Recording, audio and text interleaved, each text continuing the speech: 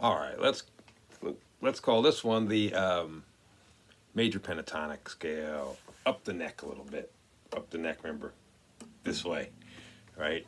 Notes get higher, pitch goes up. All right, so I made a video last time about the full major scale going up the neck from G to A. This may be a little bit easier in a sense, less notes in that pentatonic scale, right? G, A, B, D, E, and then again, G, A, B, D, E. And I can hit that G again there, since it's there. And that's just one shape. The reason why I focus on that shape a lot is you get two whole octaves without moving around. But you can find these notes all up and down the neck, right? But that's the one I've been focusing on for the purpose of this class. Right, and it comes right out of that chord. I like the way it comes out right out. Okay, so no capo on this. We're going to move that up the neck, right? So here it starts on G. If I move every note up 2 frets, I'm going to start with my pinky this time because my first finger has to cover the 2nd fret, right? So my pinky starts out that major pentatonic scale, at least, in this shape. And I can keep going. Right? A, B, C sharp, E, F sharp, A, B, C sharp, E, F sharp. Right? And I can end with that A. And I could also put in that flat third, right?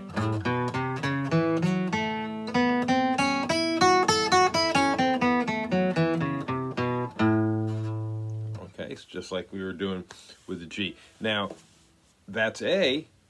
This can go, now that we have a shape that has no open strings, I can slide that up the neck, right? And how will I know what key I'm in? Well, wherever this pinky starts, right? So now is a good reason to learn where all those notes are. The E string is the best string to learn because you can double up, because if you know the notes on this string, you know the notes on this E string, right? And I'm not talking about memorizing the way you might sit there like memorizing timetables or something. I just mean know how to figure it out and always be mindful of it when you're playing, and then eventually it just sticks. In other words, so how to figure it out is know that there's no note between E and F and no note between B and G, right? So if I start with the open string, E, F, right, there's no note between E and F. F sharp, G, G sharp, then back to A sharp, B. Now I'm at the 7th fret, that's B. Now there's no B sharp, there's no note between B and C. So there's C, C sharp, D is at the 10th fret, D sharp, and then E back to the octave, the one with the 2 dots, the 12th fret. That's the halfway point, and that's where you get the octaves, and you're back to the E again. So you can figure out those notes, right? So if you can't always remember it, if you don't always have that knowledge right there, figure it out, right? You have that with that knowledge, okay? Then you can put your pinky on that note. Let's say I wanted to play a B pentatonic scale, okay? So I'd find B, G, A, B on that 7th fret, get my pinky on there, and play that shape.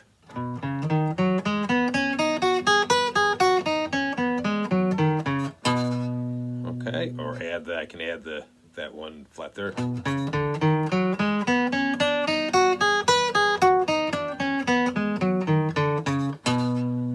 There's my B. I just found that B, put my pinky on it, played that shape, okay? If I move up 1 fret, I got C. C is on the 8th fret, right? There's nothing between B and C. C pentatonic. Okay? And so that's one way to Okay, there's other places, other shapes to play those scales. Those notes are all over the place. I just like this because it's easy to remember. and it gives you 2 octaves. One thing I should say also, I was calling these like F sharp, G sharp, A sharp. It can also call that G flat. F sharp and G flat are just 2 names for the same note. A flat and G sharp are the same name.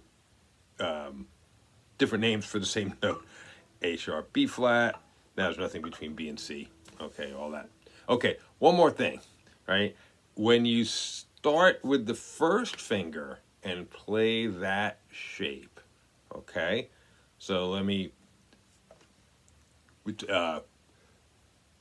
be clear what I'm talking about. So the shape that we've been playing here, let's say C major pentatonic, right? I'm in 5th position. My pinky's on the 8th fret because when I want to play the major pentatonic, I find that note with my pinky. Now, I can stay here, and the notes in the C major pentatonic are the same notes as the A minor pentatonic. So here I'm starting with my first finger, A minor.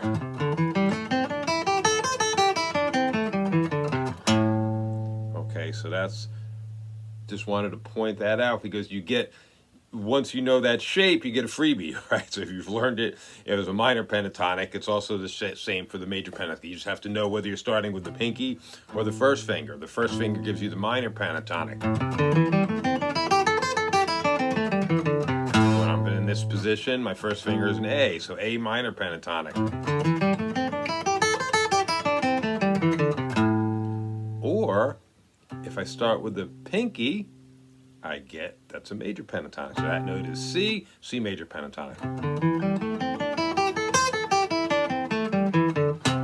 And I'm just stopping on that note because it gives it that feel of the C, right? But when I do an A, I'll play an A minor. Starting and stopping on the A. Okay. A major pentatonic. Second position, right? Also F sharp minor pentatonic, right? That note's F sharp.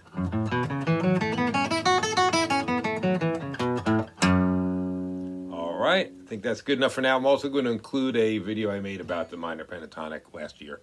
All right, see you on Monday.